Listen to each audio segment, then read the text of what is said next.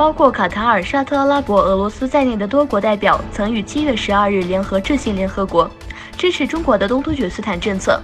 并称中国在人权领域取得了显著成就。但卡塔尔随后退出了这封联名信。据彭博社报道，卡塔尔通知了联合国人权理事会主席，决定退出。联合国人权理事会22个成员国曾于7月8日发表声明，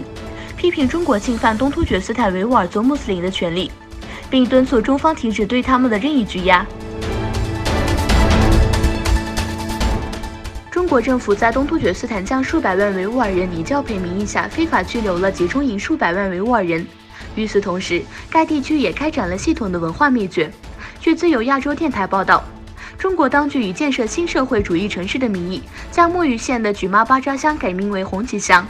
一位不愿透露姓名的人说，当局正在对全国各地的城镇名称进行本地化，并试图消除古建筑。东突厥斯坦新闻中心主席卡拉卡什批评了中国的同化政策。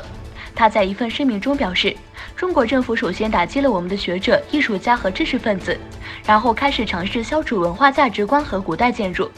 中国试图消除数千年的文明，这违背了世界文化遗产的保护。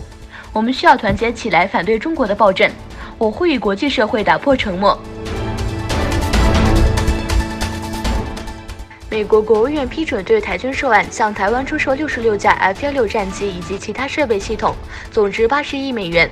可望1个月后生效。中国外交部发言人耿爽周三对此表示，中方将对参与军售的美国公司实施制裁。耿爽称，中方敦促美方立即撤销对台军售计划，停止售台武器和美台军事联系，否则由造成的一切后果必须完全由美方承担。美国国务院周二批准向台湾出售 F-16战机及相关设备，总值80亿美元。台湾将获得罗科希德马丁最新款式的 F-16C D Block 70战机。香港警方在西铁元朗站一带展开驱散行动，将大批参加抗议元朗事件的静坐示威者驱赶进西铁站内。示威者抗议1个月前在元朗发生的有黑社会背景的白衣人无差别袭击市民事件。示威者不时高喊"光复香港"、"时代革命"等口号。示威者在地铁某些地方悬挂了关于7月21日事件的图片。特朗普威胁美国将把区境内恐怖分子送回欧洲母国。美国总统特朗普说，美国不打算将之前在叙利亚抓捕的恐怖分子留下，而将把这些恐怖分子送回他们的原籍国，特别是送回他们的欧洲祖国。